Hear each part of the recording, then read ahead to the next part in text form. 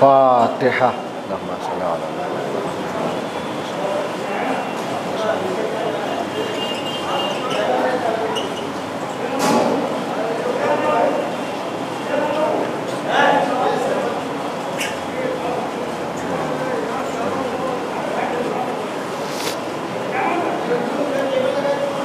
رب اعوذ بک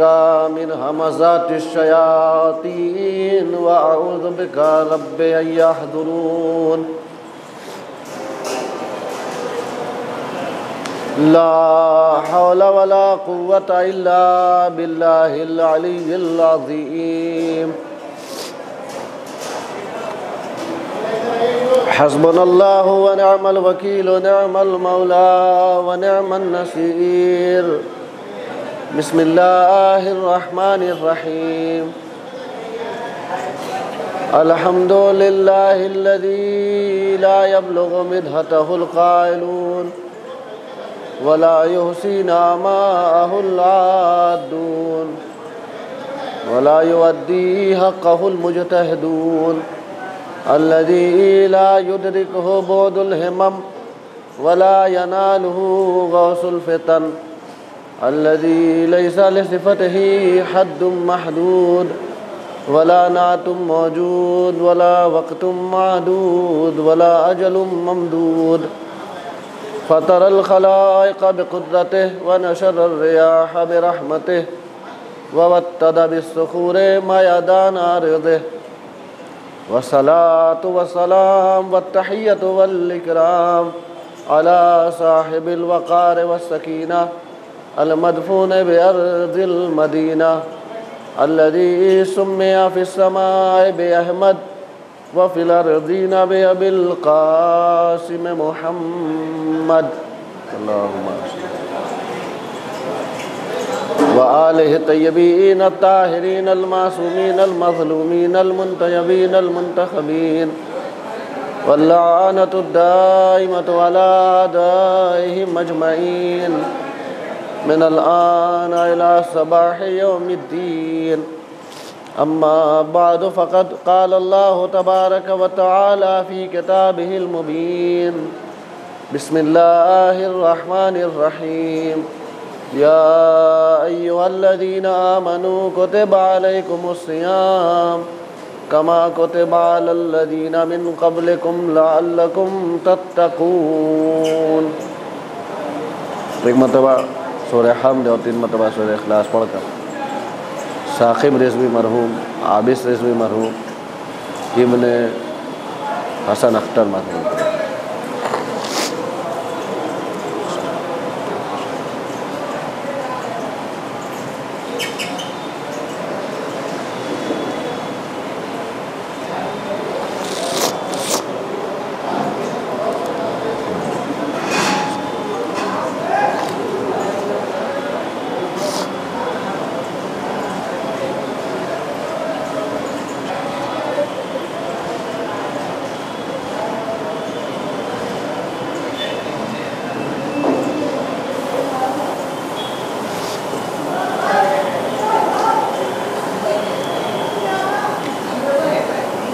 ماہ مبارک رمضان کی وہ مبارک شب جس کا انتظار ہر روزہ دار کو، ہر مومن کو، ہر متقی کو ہوتا ہے، اور صرف یہی نہیں کہ ماہ مبارک رمضان میں انتظار ہوتا ہے، بلکہ لیلۃ القدر کا انتظار انسان پوری سال کرتا ہے۔ کیوں؟ اس لیے کہ لیلۃ القدر کے جیسی کوئی شب نہیں ہے، شب قدر کے جیسی کوئی رات نہیں ہے۔ جو شب آنے والی ہے، شب قدر بھی ہے، شب شہادت مولا کائنات بھی ہے، اور یوں بھی شب قدر کا جو عمل ہے اور شب قدر کے لیے جو اعمال معین کیے گئے ان میں دونوں کا ذکر ہے، اہل بیت کا بھی ذکر ہے اور قرآن کا بھی ذکر ہے۔ یعنی شب قدر اہل بیت سے متمسک ہونے کی رات ہے اور قرآن کے قریب جانے کی رات ہے، قرآن سے اپنا رشتہ، اپنا رابطہ مضبوط بنانے کی رات۔ اسی لیے جب ہم قرآن سر پر رکھتے ہیں، کہتے ہیں اللہم بحق ھذا القرآن، اے میرے پروردگار اس قرآن کا واسطہ، اس قرآن کا وسیلہ، پروردگار کو ہم قرآن کی قسم دیتے ہیں، اور اس کے بعد کہتے ہیں ان افراد کا واسطہ مدحتہ فیہ، جن کی تو نے قرآن میں تمجید کی ہے، جن کی تو نے قرآن میں تعریف کی ہے۔ وہ کون افراد ہیں؟ اس کے بعد ہی ہم وہ نام بھی گناتے ہیں، بے یا اللہ کے بعد بے محمد، بے علی، بے فاطمہ، بالحسن۔ یہ کیا ہے؟ یہ وہی تعریف ہو رہی ہے جن کی تعریف قرآن مجید میں اللہ نے کی ہے، جن کی مدح و ثنا خود قرآن مجید میں اتری ہے، کہیں آیت تطہیر میں، کہیں آیت مباہلہ میں، کہیں آیت اولی الامر میں، کہیں سورہ حل عطا میں۔ یہ کیا ہے؟ یہ اہل بیت کی تمجید ہی تو ہے، یہ اہل بیت کی تعریف ہی تو ہے، یہ اہل بیت کی مدح و ثنا ہی تو ہے۔ یعنی شب قدر کا مطلب ہی یہ ہے کہ قرآن سے اپنے رشتے کو مضبوط کیا جائے اور اہل بیت سے اپنے رشتے کو مضبوط کیا جائے۔ اور شب قدر کا معنی یہ ہے کہ جس میں تقدیر متعین کی جاتی ہے، ایک سال کی پوری تقدیر لکھ دی جاتی ہے۔ اگر آپ نے شب قدر میں اپنا رشتہ قرآن سے مضبوط کر لیا، اہل بیت سے مضبوط کر لیا، تو اس کا مطلب پورے سال آپ کا رشتہ مضبوط ہے، قرآن سے بھی اہل بیت سے بھی، قرآن سے بھی اہل بیت سے بھی آپ کا پورے سال رشتہ محکم ہے اور رہنا بھی چاہیے۔ اس لیے کہ پیغمبر دو چیز کے چھوڑے کر گئے ہیں، انی تارک فیکم الثقلین کتاب اللہ و عترتی، میں تم لوگوں کے درمیان دو گراں قدر چیزیں چھوڑ کر جا رہا ہوں، ایک کتاب الہی ہے، قرآن ہے، اور ایک میری عطرت یعنی میرے اہل بیت ہیں۔ یہ شب قدر ثقل اکبر اور ثقل اصغر یعنی ثقلین سے جڑے رہنے کی رات ہے۔ کسی عالم دین نے کیا خوب کہا ہے کہ یہ شب وصل بھی ہے، شب فصل بھی ہے۔ شب قدر کے لیے بہترین جملہ ایران کے ایک عالم دین آغا دکتر رفیعی کہتے ہیں کہ شب قدر شب وصل بھی ہے، شب فصل بھی ہے۔ کیا اگر ہم اپنی مولائی زبان میں کہیں تو شب قدر شب تولا بھی ہے، شب تبرہ بھی ہے۔ شب قدر شب وصل ہے، کیا مطلب؟ یعنی اللہ سے متصل ہونے کی رات ہے، اہل بیت سے متصل ہونے کی رات ہے۔ شب فصل کا مطلب ہے گناہوں سے دور ہونے کی رات ہے،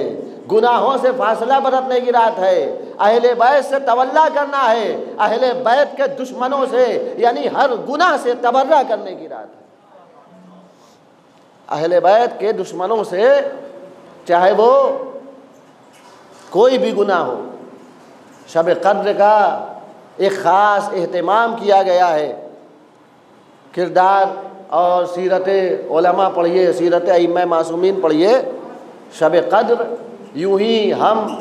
اور آپ جیسے گزار دیتے ہیں ویسے علماء ویسے ائمہ معصومین نہیں گزارتے تھے، اس لیے کہ شب قدر انا انزلناہ فی لیلۃ القدر وما ادراک ما لیلۃ القدر لیلۃ القدر خیر من الف شہر، ہم نے اس قرآن کو لیلۃ القدر میں نازل کیا، اور تم کیا جانو وما ادراک ما لیلۃ القدر، اور تم کیا جانو کہ لیلۃ القدر کیا ہے؟ ہم اور آپ نہیں جان سکتے، اس لیے کہ اللہ نے خود کہہ دیا۔ ہماری بے بسی کا اعلان ہو گیا، وما ادراک ما لیلۃ القدر، تم کیا جانو؟ کوئی انسان، کوئی فرد بشر لیلۃ القدر کو درک ہی نہیں کر سکتا، لیکن قرآن نے ایک اشارہ کیا ہے، اگر تم جاننا چاہو تو اتنا سمجھ لو، لیلۃ القدر خیر من الف شہر، یہ نہیں کہا 1000 راتوں سے بہتر ہے، اگر 1000 رات کہتا پھر بھی بہت قدر و منزلت کے لیے یہی کافی تھا، لیکن کہا خیر من الف شہر، 1000 مہینوں سے بہتر ہے۔ علماء نے اور حساب کرنے والوں نے فرمایا کہ یعنی 83 سال سے بہتر ہے ایک شب، 83 84 80 سے زیادہ سالوں پر منطبق یہ شب، منحصر یہ شب، یعنی کیا مطلب؟ ایک عمل جو اس شب میں آپ انجام دیں گے اس کا ثواب 80 سال کی عبادتوں سے زیادہ ہوگا۔ اگر اس شب میں کوئی قرآن کی تلاوت کرتا ہے، کوئی نماز پڑھتا ہے، کوئی دعا پڑھتا ہے، اور اس شب کا خاص عمل جو ہے وہ توبہ ہے، اس شب کا خاص عمل استغفار ہے، اس شب کا خاص عمل اپنے گناہوں پہ پشیمانی ہے، اپنے گناہوں پہ ندامت ہے، اس لیے کہ جب انسان گناہوں سے خود کو پاک کر لے گا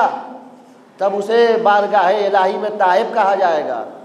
تب اسے بارگاہ الہی میں طاہر کہا جائے گا۔ ان اللہ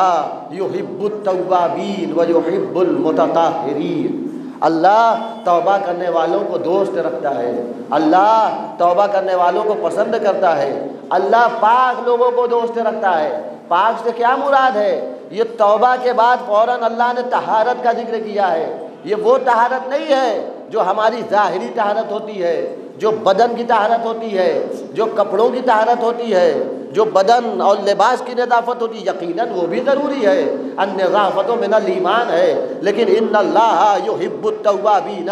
ویحب المتطہرین، توابین کے فوراً بعد متطہرین کا تذکرہ بتا رہا ہے۔ اصل طہارت بدن کی طہارت نہیں ہے،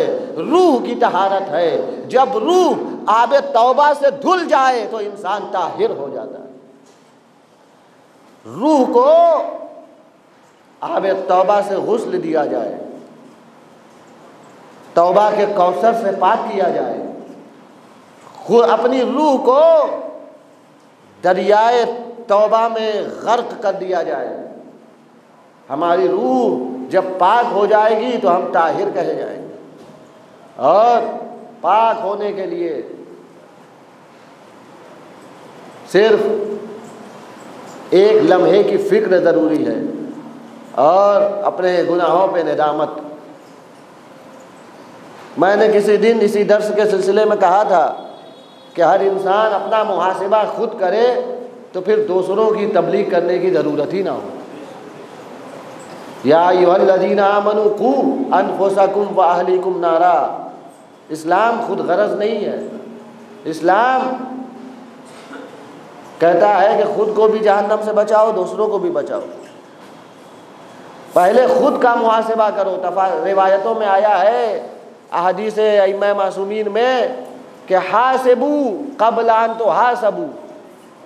اپنا محاسبہ کرو اس سے پہلے کہ تمہارا محاسبہ کیا جائے۔ اور پھر قرآن نے ہم جیسے گناہگاروں کے لیے کیا امید بخش آیت دی، یا عبادی الذین اسرفوا علی انفسہم لا تقنطوا من رحمت اللہ ان اللہ یغفر الذنوب جميعا۔ کمال محبت الہی دیکھیں، اللہ اپنے گناہگار بندوں سے خطاب کر رہا ہے، لیکن پھر بھی کہتا ہے میرے بندے، یا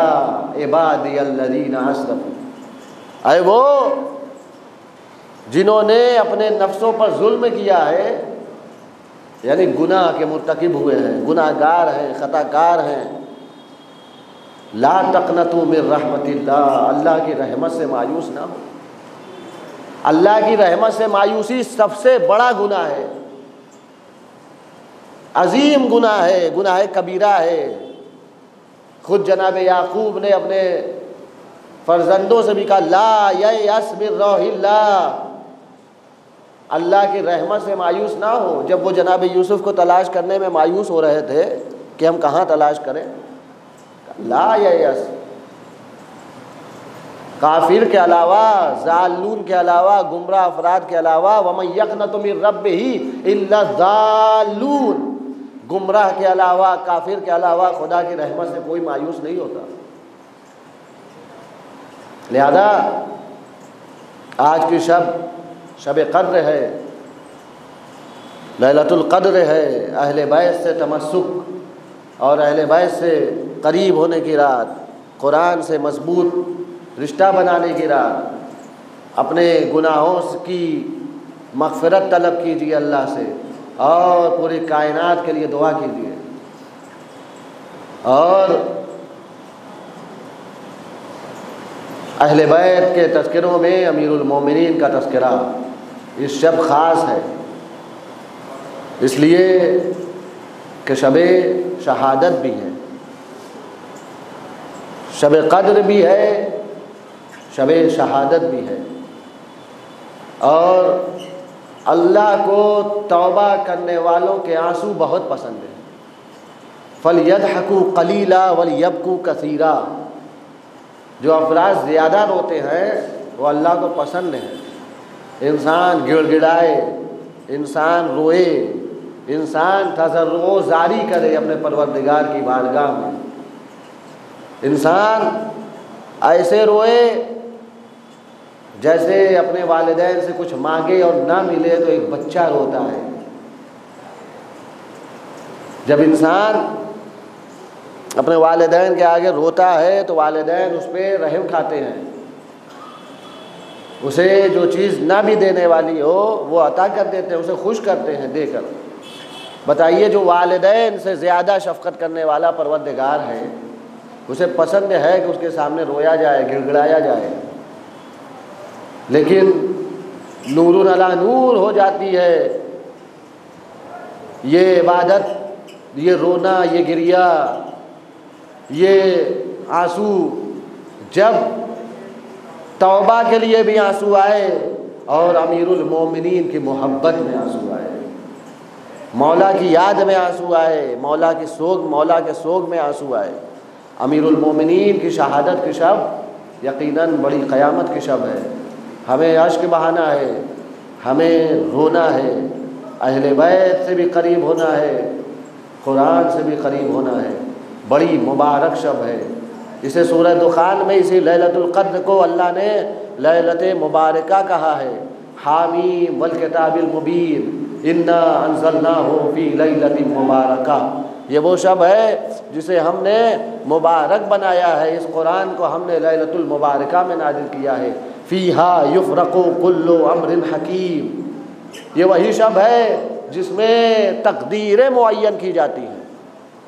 اور یہ وہ شب ہے تنزل الملائکۃ والروح فیہا بإذن ربہم من کل امر، سورہ قدر کی آپ تلاوت کرتے ہیں جن میں فرشتوں کا نزول ہوتا ہے،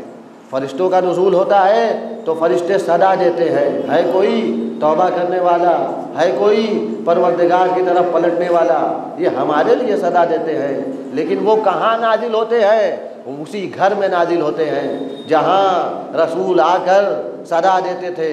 اے اہل بیت رسول تم پر ہمارا سلام ہو، اور کہتے تھے یا معدن الرحمہ و مختلف الملائکہ، اے وہ گھر کے رہنے والے جہاں ملائکہ کی آمد و رفت ہے، جہاں ملائکہ آتے جاتے رہتے ہیں۔ یہ جو ملائکہ کا نزول ہوتا ہے نا، اہل بیت پر نزول ہوتا ہے، امام زمانہ کے پاس ملائکہ نازل ہوتے ہیں، ہماری تقدیریں لے کر نازل ہوتے ہیں، امام زمانہ کا امضا ہوتا ہے، امام زمانہ کی دستخط ہوتی ہے۔ اللہ کرے کہ جب ہماری تقدیر لکھی جائے تو ہماری اچھی سے اچھی تقدیر لکھی جائے، امام زمانہ کے پاس جب ہمارے نام اعمال پیش کیے جائیں تو امام زمانہ ہمیں دعا دیں، شاد ہو جائیں، ایسا نہ ہو کہ امام زمانہ رونے لگیں، اس لیے کہ امام زمانہ آج کی شب خود غمگین ہے، آج کی شب خود محزون ہے، آج کی شب خود رنجیدہ ہے۔ یہ جو ایام ہیں اہل بیت کے لیے بڑے قیامت کے ایام ہیں۔ سن 40 ہجری کا 20 رمضان المبارک یاد کیجئے، گھر میں علی بستر علالت پر ہیں، گھر میں علی روزہ ہے، ماہ رمضان ہے، زینب روزے سے ہیں، حسن و حسین روزے سے ہیں، اعمال شب قدر بھی انجام دینے ہیں، عباس روزے سے ہیں، لیکن زینب پہ کیا گزرتی ہوگی جب علی سے سنتی ہوگی یہ آخری شب ہے، حسین پہ کیا گزرتی ہوگی جب امیر المومنین کہتے ہوں گے میرے لاڈلو یہ آخری شب ہے، آج کے بعد ہم سے ملاقات نہ ہوگی، جب علی وصیتیں کر رہے ہوں گے حسین پر، حسن پر، خانوادہ اہل بیت پر کیا گزرتی ہوگی۔ حسنین گریہ ہے، عزادارو چاہنے والوں کا ایک جم غفیر ہے، چاہنے والوں کا دروازے پر ایک جم غفیر ہے، اس لیے کہ علی کے چاہنے والے ہیں، علی سے ملنا چاہتے ہیں، لیکن کسی کو اجازت نہیں دی جاتی کہ وہ علی کے پاس آئیں، اس لیے کہ علی کے سر میں اتنا گہرا زخم سر ہے، اتنا گہرا زخم لگایا ہے ابن ملجم نے کہ علی اگر بولتے بھی ہیں تو بڑی تکلیف سے بولتے ہیں، منع کیا گیا ہے علی زیادہ بولے نہیں، علی کو صرف شیر پیش کیا جائے، علی کو دودھ پلایا جائے۔ اصبغ ابن نباتہ کہتا ہے کہ ایک جمع غفیر تھا، ایک مجمع تھا، ہم چاہتے تھے کہ ہم مولا سے جا کر ملاقات کریں، لیکن حسن در دولت پر آتے ہیں اور کہتے ہیں اے چاہنے والوں، اے علی کے محبو، یہ تمہارے مولا کا حکم ہے، تمہارے مولا کا فرمان ہے، تم اپنے اپنے گھروں کو واپس چلے جاؤ، علی سے ملاقات نہیں ہو سکتی۔ اصبغ ابن نباتہ کہتے ہیں جب امام حسن کا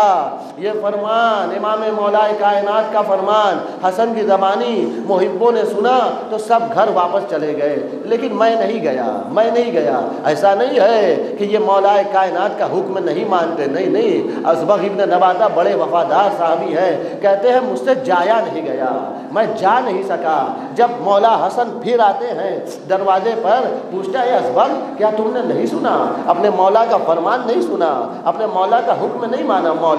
مولا لا یحملنی، میرے پیر مجھے اجازت ہی نہیں دیتے، انصرفا، میرے پیر میرا بوجھ اٹھانے پر آمادہ نہیں ہے کہ میں واپس گھر کو جاؤں۔ ایک بار اگر مولا سے ملاقات ہو جائے، حسن گھر میں گئے، مولا سے اجازت لی، علی نے اجازت دی، اللہ اکبر۔ اصبغ ابن نباتہ کہتے ہیں، اصبغ ابن نباتہ میں گھر میں گیا، میں نے علی کو دیکھا، دھاڑے مار مار کر رویا۔ ایک جملہ کہتے ہیں، اصبغ ابن نباتہ کہتے ہیں جب میں نے علی کو دیکھا تو علی کے سر پر ایک زرد پٹی بدی ہوئی تھی، ما ادری اصفرو اویل اماما، میں فیصلہ نہیں کر سکتا تھا کہ مولا کے سر کی پٹی زیادہ رنگین ہے یا مولا کا چہرہ زیادہ زرد ہے۔ اجرکم اللہ، مولا آپ کو کوئی غم نہ دے سوائے غم حسین کے۔ اصبغ ابن نباتہ کہتے ہیں مجھے فیصلہ کرنا بڑا مشکل ہو گیا، اللہ اکبر، مولا کائنات کے سر پہ ایسی ضربت لگائی گئی ہے، ایسے زہر میں بجائی گئی ابن ملجم کی تلوار تھی، بالآخر بڑا گریہ کیا، سب نے گریہ کیا۔ بس عزادارو وقت افطار قریب ہے، علی کو یاد کیجئے گا، علی کے بچوں کو یاد کیجئے گا، نہ جانے زینب نے افطار کیا کہ نہیں کیا، حسن نے افطار کیا ہوگا کہ نہیں کیا ہوگا، عباس نے افطار کیا ہوگا، نہیں کیا ہوگا، اس لیے کہ انہیں بھوکے رہنے کی عادت ہے، انہیں پیاسے رہنے کی عادت ہے۔ اللہ اکبر، یہ کبھی ماہ مبارک رمضان میں بھوکے رہتے ہیں، یہ کبھی ماہ مبارک رمضان میں افطار نہیں کرتے، تو کبھی کربلا کے میدان میں 3 دن کے بھوکے ہیں، کبھی کربلا کے میدان میں پیاسے ہیں۔ علی نے وصیتیں کرنا شروع کی، حسن سے وصیت، حسین سے وصیت، چاہنے والوں سے وصیت، یتیم کے بارے میں وصیت، قرآن کے بارے میں وصیت، پڑوسی کے بارے میں وصیت۔ ان تمام وصیت کرنے کے بعد ایک مرتبہ عباس کو قریب بلایا، مقتل کہتا ہے کلیجے سے لگایا، کان میں کچھ کہا، عباس سے کان میں کچھ کہا، لیکن نہیں معلوم کیا کہا، لیکن لکھنے والوں نے لکھا کہ کان میں عباس سے یہ نے کہا تھا اے میرے لخت جگر اذا دخلت المشرع ایاک ان تشرب الماء واخوک عطشان، اے میرے عباس جب روز عاشورہ تم فرات میں داخل ہونا خیال رہے میرے لخت جگر ایسا نہ ہو تم پانی پی لو تمہارا بھائی حسین پیاسا رہ جائے۔ اللہ اکبر، مجھے سمجھ نہیں آتا تھا عباس نے کیوں چلو میں پانی اٹھایا اور پھینک دیا۔ عجب نہیں جب عباس نے پانی اٹھایا ہو، علی کی وصیت یاد کی ہو، نجف کا رخ کیا ہو، اے بابا میں آپ کی وصیت پہ عمل کر رہا ہوں، ایسا ہو ہی نہیں سکتا میرا آقا پیاسا رہے یہ غلام پانی پی لے۔ اے بابا میں آپ کا بیٹا، میں آپ کا لخت جگر، انا للہ و انا الیہ راجعون۔